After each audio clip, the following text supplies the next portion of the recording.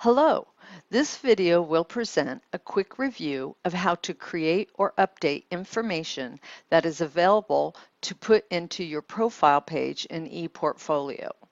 To start, you will need to log into ePortfolio from the OC portal, which will bring you to your dashboard.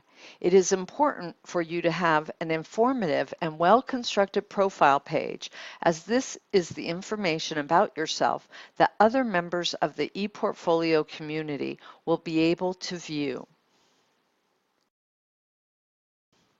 From the dashboard, you can create or edit your profile information by clicking on the Content tab at the top of the page.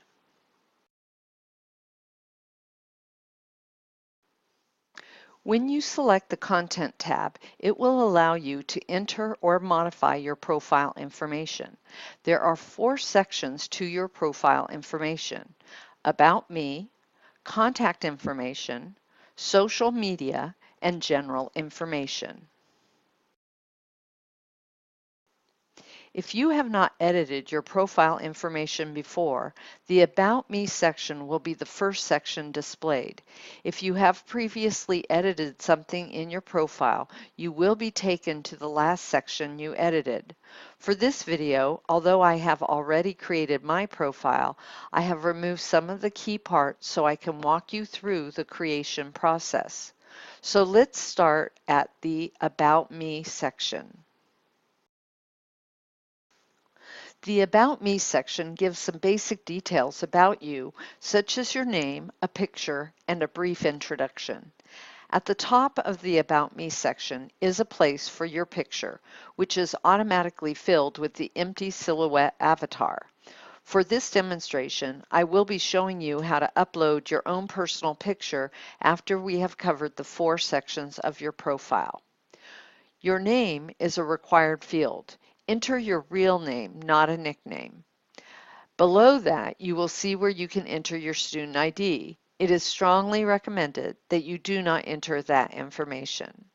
Under the student ID field is a display name field. The default name used for your profile will be your first name and last name that you entered above. While you can enter a nickname here in the display name field, it is also strongly recommended that you ensure you include both your first and last name so that your facilitators or classmates can find you. For example, I am going to enter Dr. Janice Orcutt, since that is how I am most often addressed.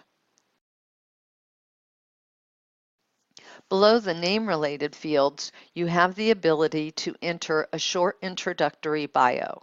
This is not your CV, it is an introduction. Keep it short and interesting. Disclose what information you are comfortable with. Try to keep this below 200 words. After this is entered, save the profile by clicking on the button at the bottom of the page. The next section is for contact information. The system will automatically link to your OC email account. However, you have the ability to also add other private email addresses if you want to share them. Next, you have the ability to enter either an official website or a personal website address. As you can see here, I have entered a personal website. If you publish a blog, you can enter the URL for that in the next field. You have the option of entering your postal address, or you can leave it blank and provide town, region, or country information based on what you want to share. After that, you can opt to provide your home phone, business phone, mobile phone, or a fax number. It is important to note here that you can enter all of this information, but when you construct your profile page, you can choose not to include any of the information you have stored. To save your contact information, click on the Save Profile button at the bottom of the page. The third section is your social media information. You have a number of options of what contacts on social media you want to provide to others. As you can see, I have my Skype address listed here. To add another social network address, all you need to do is select the New Social Media Account button on the right. You will see that you are given a new page to enter this address information. Clicking on the drop-down menu for the social network, you can see the options available. However, I want to add my LinkedIn address, and as you can see, it's not on this list. Therefore, I need to select Other, and then I can enter LinkedIn to the field next to it to create the label for it. I then find my public URL for my LinkedIn account and paste it into the URL field.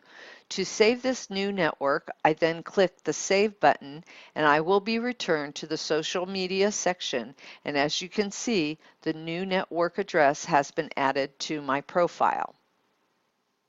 The last section of your profile is the General section.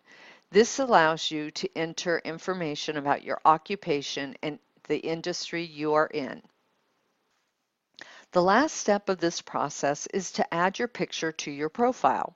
To do this, click on the Profile Pictures tab at the top of the page. You will see the default avatar listed, and below that the section where you can upload pictures. So here I will upload one of my selfies and then give it a title and save it to my ePortfolio by clicking the Upload button. You may upload a maximum of 5 profile pictures in case you want to rotate them periodically. It is recommended that you use a clear headshot, which includes your face and shoulders. A full body picture is not appropriate, nor will it be clear. Also, be mindful of the file size. It is recommended that you resize your photo using Windows Paint or some other software so that the pixel size is approximately 100 by 100. This creates a small file and can easily be resized by the system.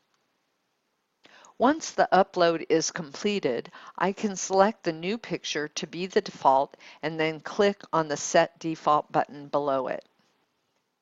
Now, if I return to the About Me section in my profile by clicking on the Profile tab at the top of the page, you can see that the picture has been applied to my profile and is now viewable to anyone viewing my profile.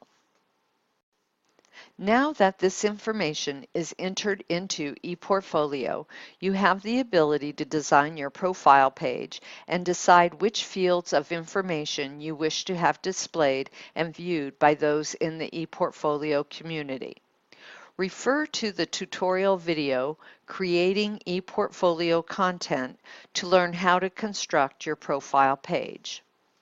This concludes this short tutorial on creating and editing your ePortfolio profile information. I hope this has been helpful, and I encourage you to keep your profile up to date and interesting.